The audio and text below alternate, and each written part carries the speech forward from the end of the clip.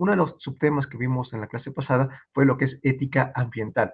Pues esta ética del antropoceno está netamente guiado a eso, a una ética ambiental. Obviamente contiene otros aspectos, pero está vinculado a eso.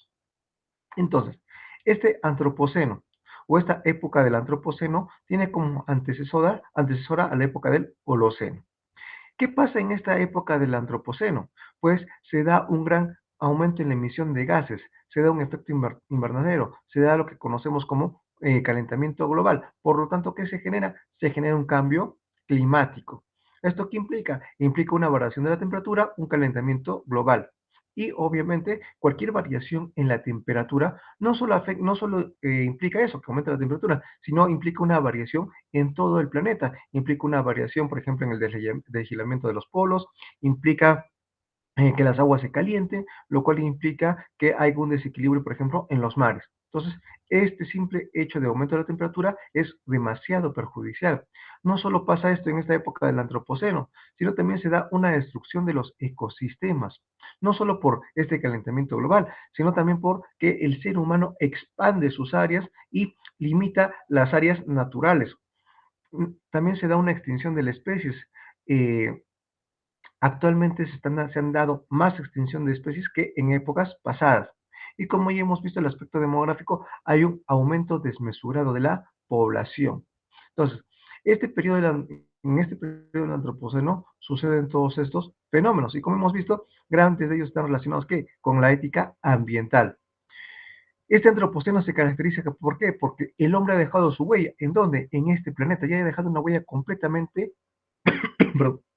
ha dejado una huella que ha marcado este planeta. Este periodo del antropoceno ha generado un cambio en el planeta debido a qué? A la acción humana. Y un cambio positivo, desafortunadamente no. Desafortunadamente es un cambio que está yendo por un camino negativo, ya que el hombre en este periodo del antropoceno se está convirtiendo en el mayor depredador del planeta.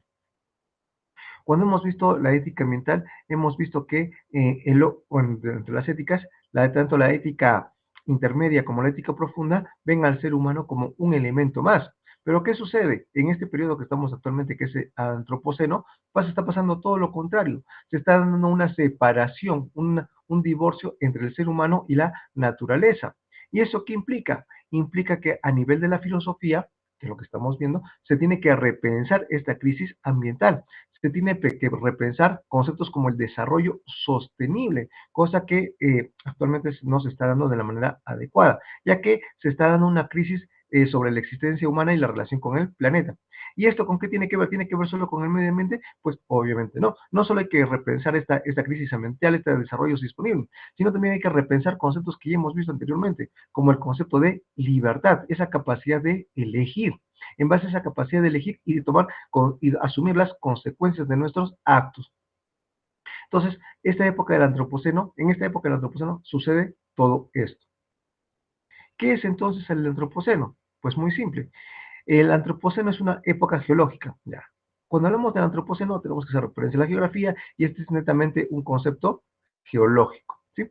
Eh, el antropoceno es una época geológica propuesta que marca el periodo durante el cual la cual la actividad humana ha sido influenciada, perdón, perdón, ya, ahora sí.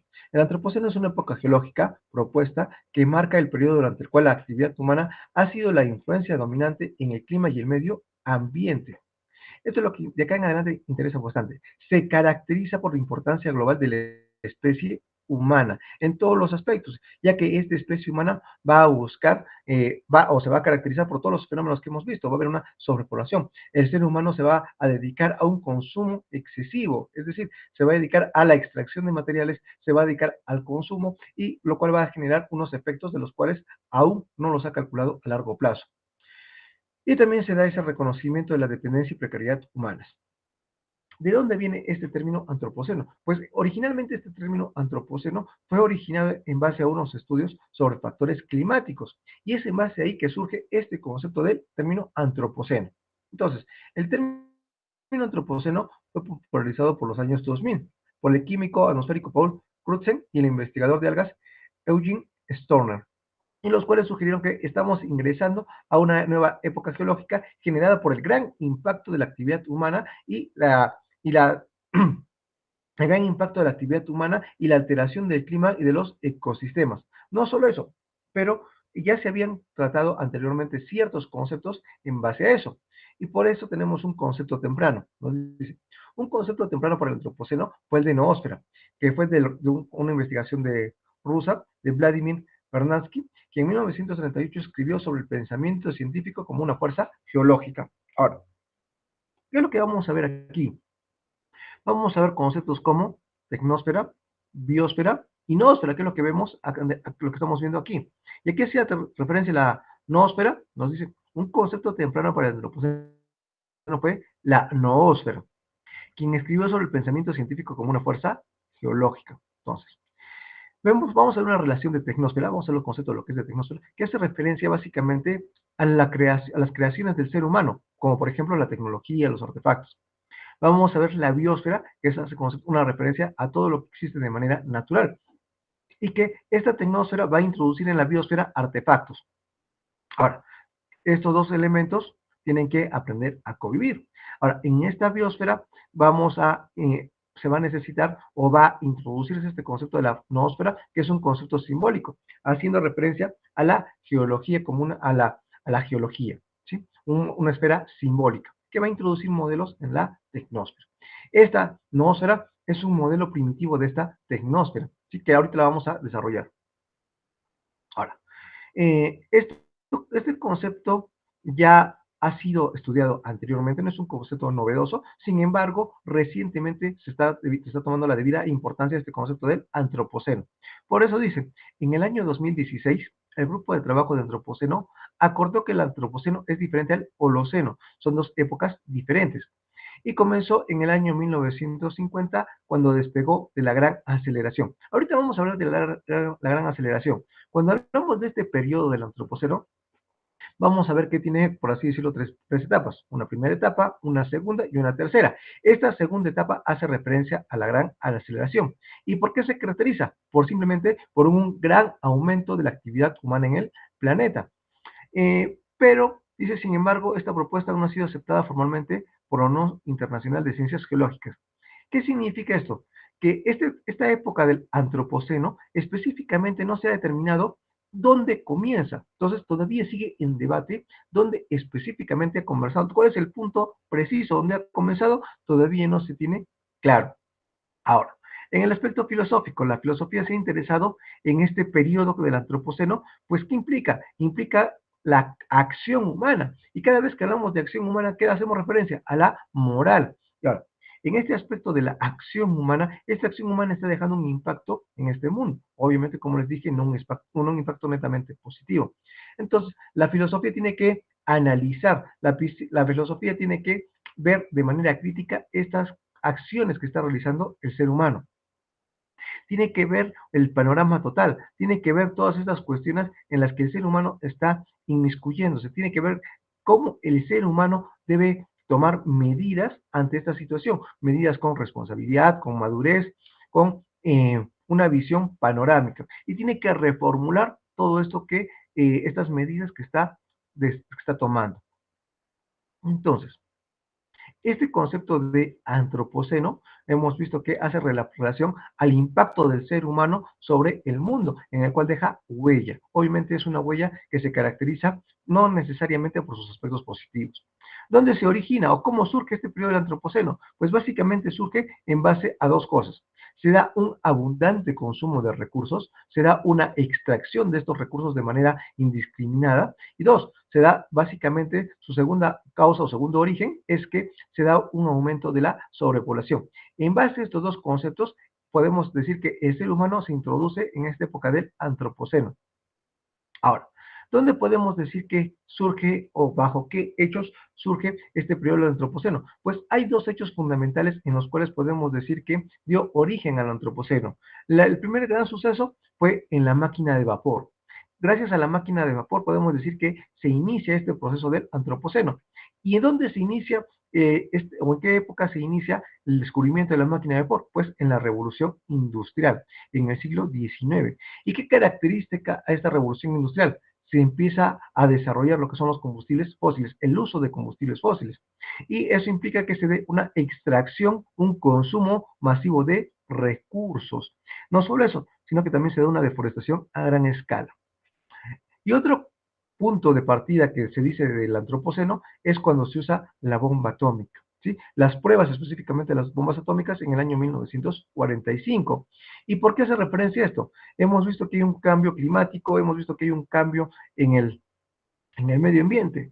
¿Y esto qué sucede? Cuando se desarrolla la bomba atómica, se liberan partículas radiactivas a la atmósfera, cosa que antes no había. Entonces, eso del comienzo de la era nuclear, esta liberación, esta modificación del hombre con esta inserción de partículas eh, radioactivas en el medio ambiente genera un cambio. Y como les mencioné, se da de consenso, no es unificado, pero la mayoría nos lleva al punto de que el antropoceno sucede o inicia con esta revolución, con esta invención de la máquina de vapor. ¿Qué estamos viendo hasta el momento? Que este antropoceno tiene varias implicaciones. Hemos modificado el clima. ¿Qué más? Estamos haciendo un consumo excesivo de recursos. Hay sobrepoblación. Y no solo eso, sino que estamos alterando cada vez más los ecosistemas. ¿Qué significa esto? Que estamos haciendo un deterioro profundo. ¿A quién? Al planeta. Estamos dejando una huella geológica en base a todo esto. Ahora, este antropoceno no solo tiene componentes biológicos, sino también tiene componentes sociales. La sociedad enmarca una serie de necesidades, enmarca una serie de requisitos para que se desarrolle como tal. Mayor espacio, mayores ciudades, mayores productos tecnológicos, la introducción de la tecnósfera. Entonces, todo esto va a introducirse con el antropoceno, que lo vamos a ver un poquito más adelante. Pero lo que sí tenemos que mencionar que es que estos componentes biológicos, como los seres humanos, alteran otros sistemas, básicamente alteran otros ecosistemas. Por lo tanto, se da a un mayor deterioro. ¿Y esto lo hacemos de manera planeada? Pues obviamente no. No consideramos a profundidad las consecuencias de nuestros actos. Simplemente, a ver, más gente, hay que hacer más viviendas, más ciudades, pero no se llega a calcular o no se llega a prever los escenarios. El uso de la bomba atómica. ¿Se previó todo lo que implicaba? Por ejemplo, ¿se prohibió la liberación de esas partículas? Pues obviamente no. ¿Y eso qué implica? ¿Qué implica? Que en esta época del antropoceno, o al menos en sus inicios, se dio una poca previsibilidad de los escenarios futuros. Hemos visto que en esta época se está dando una mayor extinción de las especies que muchos años atrás. ¿Se previó eso? Obviamente tampoco se dio esa previsibilidad. Entonces, ¿qué estamos viendo? Estamos viendo que este ser humano deja una huella profunda, sin embargo, también está manifestando algo, está manifestando una negativa a ver la realidad. Simplemente se centra en sí mismo, en el hombre, en este ser humano actual, y no está viendo las consecuencias. Se niega a ver la realidad. Solo se preocupa en el desarrollo del propio ser humano. ¿Y esto qué implica? El negarse a ver la realidad y simplemente avanzar por avanzar implica que se da una creencia ingenua en el progreso. Sí, es cierto, tenemos aviones, tenemos todo eso, pero no vemos las implicancias. Pero sí se está desarrollando, sí, pero ¿a qué costo? ¿Por qué? ¿Por qué se da esto? Porque nosotros estamos desarrollando, ¿qué? Una mentalidad consumista. Queremos más y más y más productos, más y más tecnología, pero no vemos las implicancias de esta. Por ejemplo, que vamos a ver un poquito más adelante, queremos un celular cada vez más moderno, sí, y desechamos el que tenemos. ¿Le damos el debido desecho a ese celular? No, simplemente muchas veces lo botamos. ¿Por qué? Porque nos interesa consumir, pero no nos interesa las repercusiones de los celulares viejos, no nos interesa qué implica toda la producción de un celular. Por lo tanto, tenemos la necesidad de aprovechar ideas, como les mencioné, la idea de libertad. Les mencioné que inicialmente el antropoceno tiene una primera fase, y esa primera fase ¿dónde se da? Cuando obviamente se origina y se tiene un consenso que implica que se da cuando se desarrolla la máquina de vapor. Luego tenemos una segunda fase, y en esa segunda fase, ¿qué la caracteriza? ¿Qué dijimos? Hemos hablado de la gran aceleración. Esa gran aceleración es la segunda fase del antropoceno. ¿Y por qué se caracteriza? Por factores demográficos, se da un incremento de la población, factores económicos, factores culturales, factores científicos, tecnológicos. La tecnología juega un papel preponderante y hace que se desarrolle abismalmente toda esta época. Y al haberse desarrollado la tecnología se dan nuevos productos. Y para que se desarrollen nuevos productos se necesita una extracción aún mayor de los recursos naturales. Por lo tanto, ¿qué va a implicar? Un consumo excesivo de recursos naturales. ¿Y eso qué implica? Extracción de materiales. Ahora, eso en una segunda fase. ¿Ahí acaba? No, entramos a una tercera fase, que se da aproximadamente inicios de los 2000. Y acá hablamos de giros de inflexión. ¿Qué significa giros de inflexión?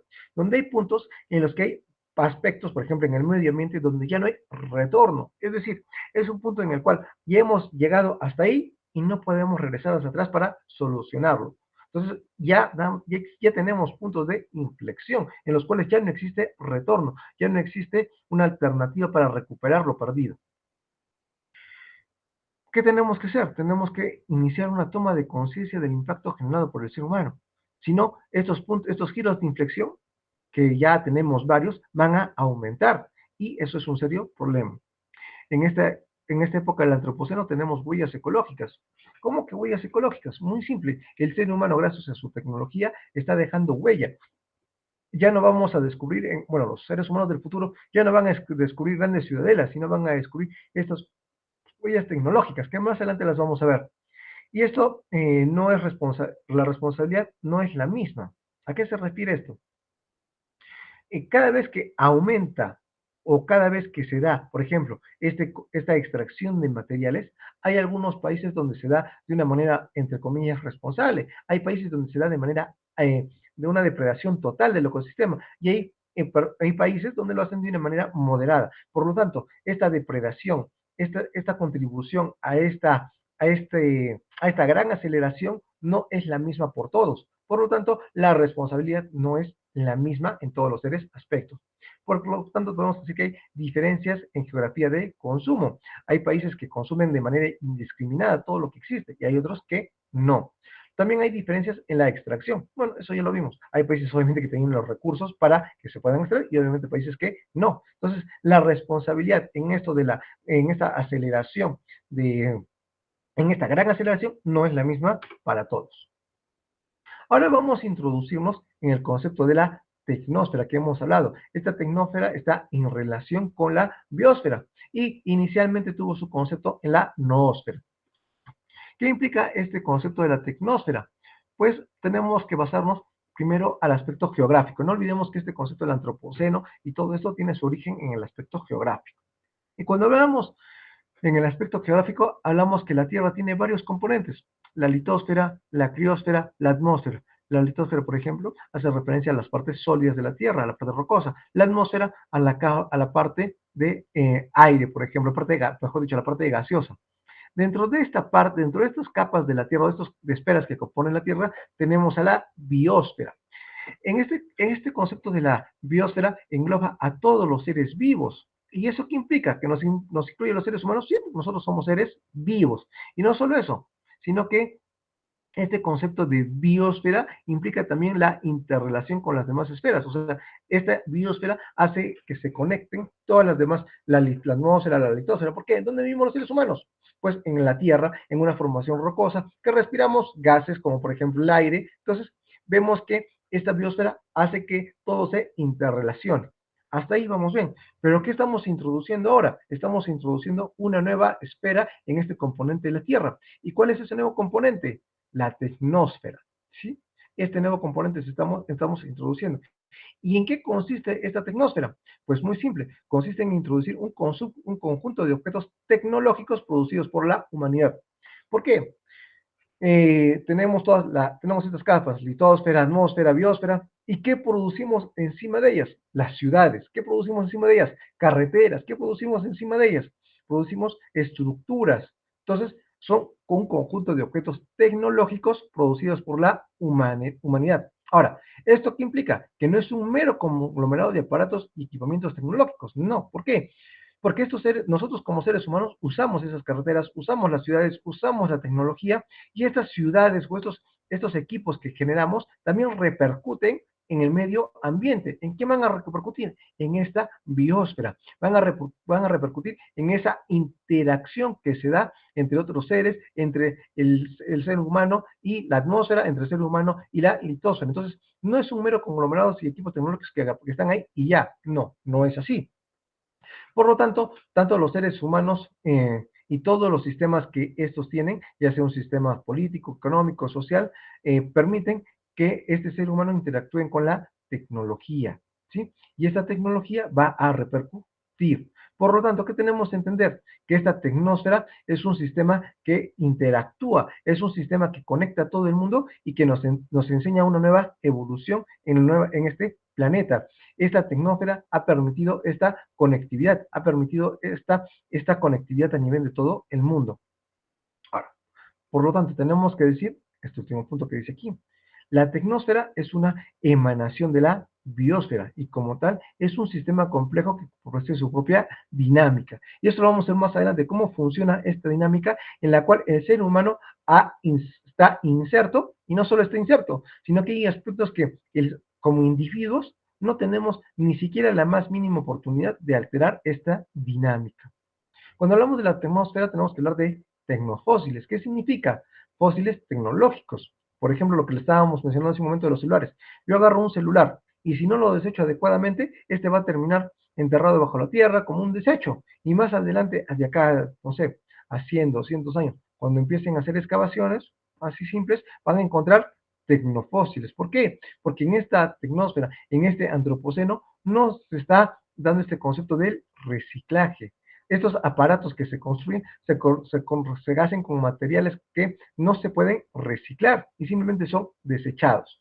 Por lo tanto, en base a esto y otros conceptos que vamos a ir viendo, este concepto de tecnosfera está introduciéndose como un parásito en la biosfera. Está chupando todos los recursos de esta biosfera. ¿Y qué implica los biosferas? Está chupando los recursos de los animales, está chupando los recursos naturales, está chupando muchas cosas. Y por eso dice que vimos en una imagen anterior que actualmente este concepto de la tecnosfera está entrando en contradicción con la biosfera. Entonces, en base a eso, ¿qué podemos decir? En la tecnosfera, el crecimiento y el desarrollo de la tecnosfera han jugado un papel importante en la configuración del antropoceno.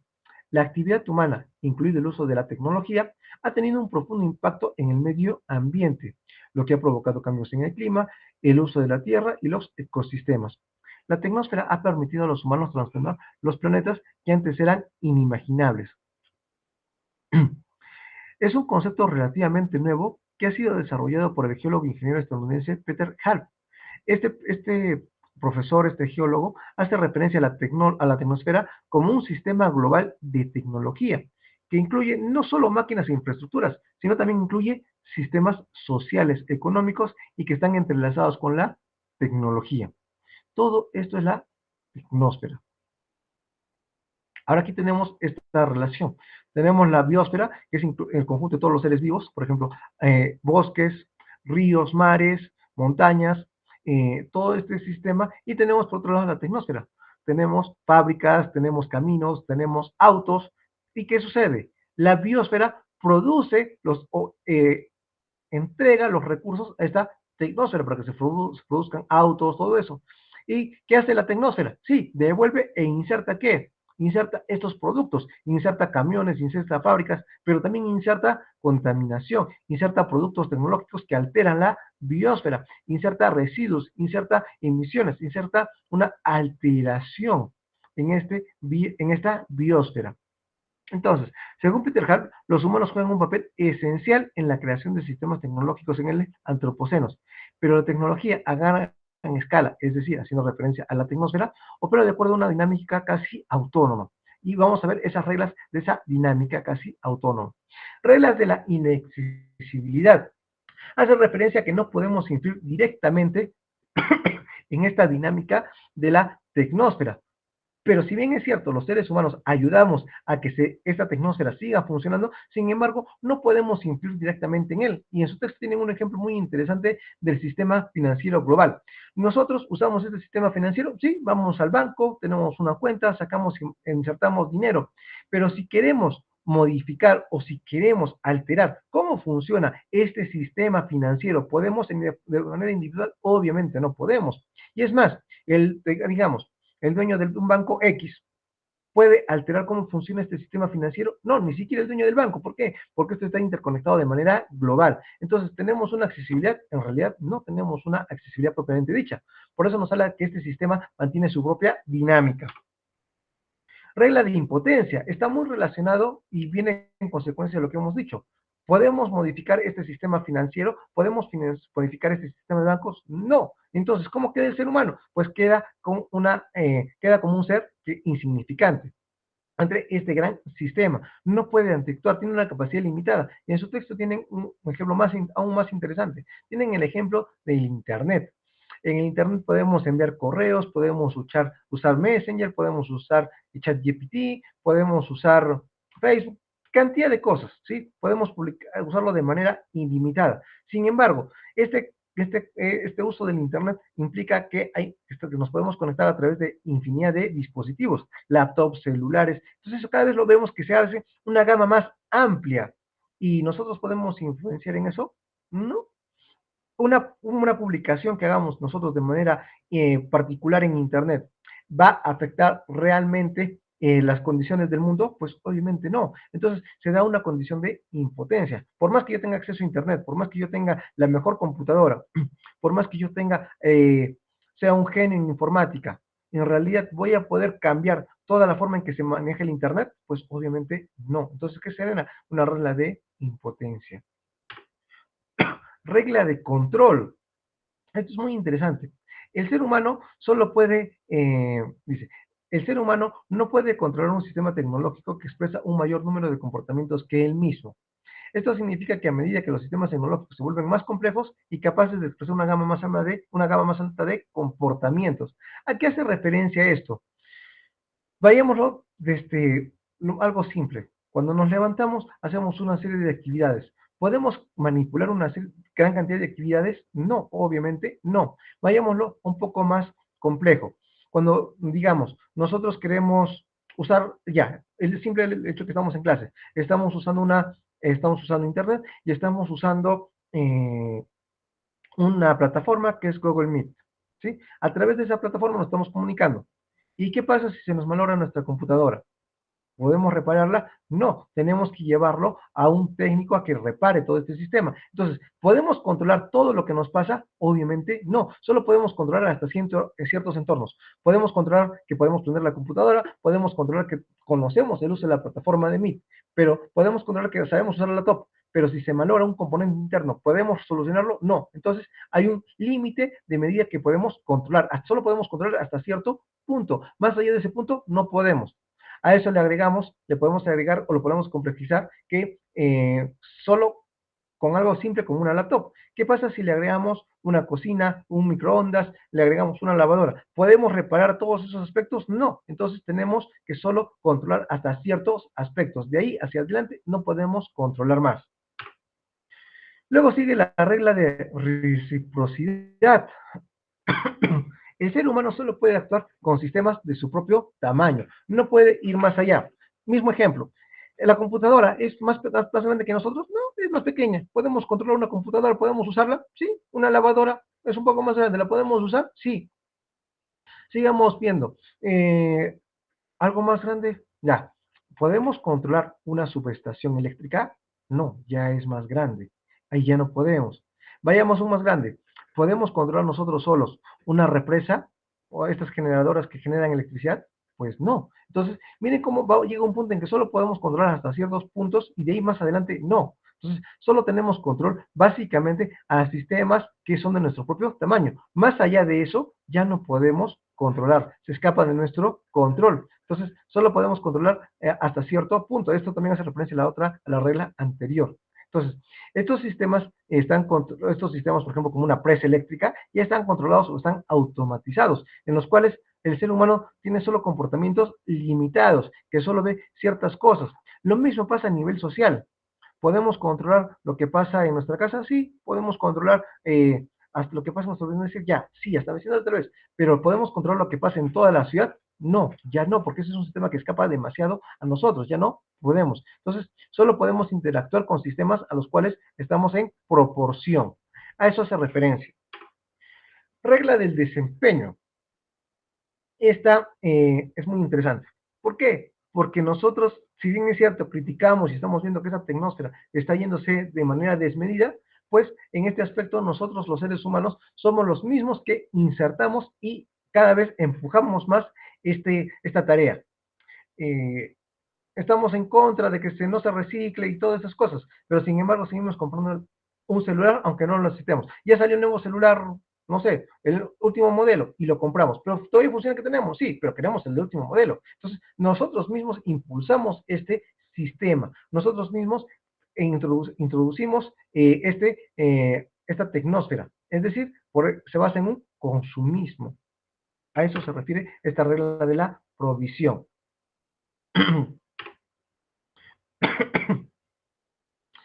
Crítica a los enfoques tradicionales. Ya, acá sucede algo. Hemos visto, por ejemplo, la ética de la virtud de Aristóteles. Actuamos el justo medio. Mm, ¿Esta puede embarcar todo este sistema de la tecnosfera? Pues no. ¿Hay que comportarnos de manera honesta? Sí. Pero ¿qué nos habla del medio ambiente? Nada. Vayamos a otra ética, al imperativo categórico, trata a los demás como quieres que te traten a ti. ¿Eso ayuda? No, es muy limitado. Todas estas éticas que hemos estado viendo son limitadas. Por eso hemos empezado a ver lo que es una ética intermedia y una ética profunda, algo que ayude a englobar todos estos aspectos, alguien que nos ayude a reconsiderar no solo lo que nos sucede como seres humanos, sino que englobe todo este ecosistema. Por ejemplo, acá dice, en el caso de la ética de la virtud de Aristóteles, ¿podemos aplicarla mucho a este efecto de la emisión de gases? No, es un poco complicado aplicarlo, la ética aristotélica, a este sistema de la emisión de gases. Por lo tanto, estas éticas están un poco limitadas en ese aspecto. Por lo cual, que hemos visto al comienzo, tenemos que repensar, tenemos que revalorar, para empezar, este concepto de libertad del ser humano. Elementos para una ética del antropoceno. Tenemos que hablar de una justicia intergeneracional. ¿A qué se refiere esto? Pues esta justicia intergeneracional hace referencia a las consecuencias éticas y morales de nuestras actividades en el contexto de la época geológica. ¿Qué implica? Que acá en el antropoceno está marcado por ejemplo, fenómenos de la deforestación, la tala indiscriminada. Si hablamos de una justicia intergeneracional, yo voy a ser responsable de haber generado una tala indiscriminada y voy a poder ser juzgado por generaciones futuras, de que hice algo de manera indiscriminada. Me devasté todo un bosque, talé todo el bosque sin pensar en las consecuencias. A eso es una referencia a una justicia intergeneracional, que esta se enfatiza la responsabilidad de la generación. Nosotros, digamos, la generación de los años del año 2000 tiene una responsabilidad generacional frente a los recursos y la siguiente generación va a tener otra responsabilidad y va a poder reclamar de los hechos a las generaciones anteriores por sus acciones. ¿En base a qué? En base a un bienestar del planeta, en base a un bienestar de todos los seres y de esta biodiversidad, en base a qué? A esta sostenibilidad. A eso se hace referencia estos aspectos. Y para ello tenemos que hablar del aspecto del desarrollo sostenible. Este desarrollo sostenible implica la capacidad de satisfacer las necesidades, pero de una manera que no afecten de una manera tan perjudicial al medio ambiente que a este biosistema. Mitigación y adaptación del cambio climático hace referencia a la controlación de los gases, evitar este efecto invernadero, evitar o disminuir este calentamiento global. Conservación de los recursos naturales, que hemos visto que en el antropoceno se da una extracción de materiales de manera indiscriminada, lo cual ya no debe ser así. Tenemos que hacernos responsables y entender que estos recursos son limitados y que son necesidades y que también tenemos que preservar estos recursos. ¿Hacia dónde? Hacia generaciones futuras. Preservación de la biodiversidad. Como mencioné, nos hemos encargado de extinción de grandes especies, hemos devastado grandes ecosistemas.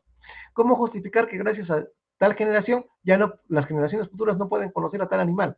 Por lo tanto, tenemos que preservar diversos hábitats. Justicia ambiental, que es el siguiente punto. Tenemos que garantizar la igualdad y en este ámbito del medio ambiente, una distribución equitativa tanto para el ser humano como para los animales.